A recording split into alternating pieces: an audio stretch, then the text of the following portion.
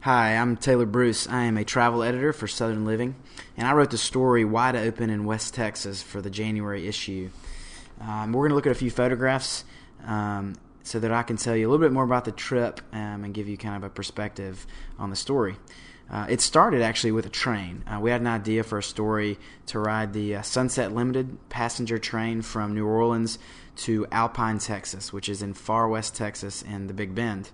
When I got out there, I found that there were two other towns, Marfa and Marathon, in this starkly beautiful landscape, the Chihuahuan Desert, the Davis Mountains, farmlands, rancherlands, and these towns are just fantastic. They're full of people that are just creative souls, photographers, painters, musicians, chefs, shop owners, just great stuff in these tiny, tiny towns on Highway 90 that really just blew me away. And this kind of thing, when a story just knocks you over, it just doesn't happen that often. So we really had a good time. Here you see the Prada Marfa art installation on Highway 90. It's about 20 minutes outside of Marfa. Some artists did it a couple years ago, and it really kind of stands as a symbolic statement on the changing nature of Marfa.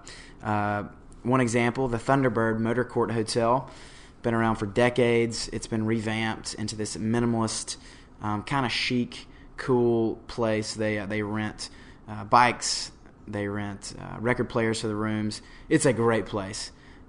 If you're in Marfa, the place to have lunch is the Food Shark. It is an aluminum-bodied, old-school food truck. Adam Bork owns it. He's right here. Jack the dog was roaming around when we were in town. They do Mediterranean lunches. I recommend the Marfalafel and the hummus, both great. They park at the Farmers Market Pavilion near the tracks. Marfa really, if it's known for one thing, it's known for its art. Jason Williford right here at Gallery Urbane. He moved from Santa Fe. That's a town that a lot of people compare Marfa to. But he does landscape art, and you see it in the background. He uses linear representations of the landscape around him. The most famous artist to ever come through Marfa's name was Donald Judd. Now, in his honor, is the Chinati Foundation. It is on the site of an old Army base outside Marfa. Here you see Judd's work with aluminum boxes. There are 100 of these in these old artillery sheds, each a different shape, all kind of in the context of the landscape. And you'll hear me talk about the landscape a lot in this story because it's so defining for artists out here, one of which is Camp Bosworth. He's on the right in the hat. Buck Johnson's with him. Camp is a woodworker. He does fantastic mesquite furniture and these Red Grooms-esque sculptures with wood that are all inspired by life and culture in the Big Bend. Truck drivers, rodeos, you name it. He does this funky, great art, and you can't miss him. He's one of the coolest guys in town, but he's become one of my favorite people in the South. I like to say that Camp is kind of a little bit of Marlboro Man, a little bit of Andy Warhol. This is Marfa from a distance, headed down Highway 90, away from town. You see the water tower and the mountains in the background. It's just beautiful. Marathon, which is this picture is in Marathon, taken at the White Buffalo Bar. Marathon is a even smaller town. It's like a Mayberry of sorts.